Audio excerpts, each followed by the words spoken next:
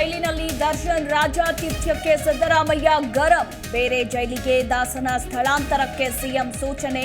ಪ್ರಕರಣದ ಸಂಪೂರ್ಣ ವರದಿ ನೀಡಲು ಡಿಜಿಗೆ ತಾಕೀತು.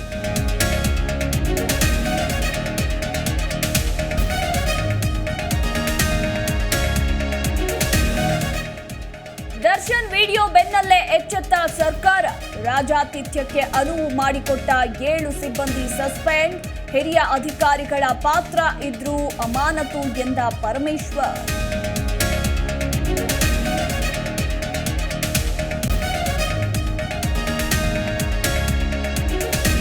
ಕಾಂಗ್ರೆಸ್ ಆಡಳಿತದಲ್ಲಿ ಕಾನೂನು ಸುವ್ಯವಸ್ಥೆ ಹದಗೆಟ್ಟಿದೆ. ಮುಖ್ಯಮಂತ್ರಿಗಳೇ ಭ್ರಷ್ಟರು, ನಾಚಿಗೆಟ್ಟ ಸರ್ಕಾರ ಇದು.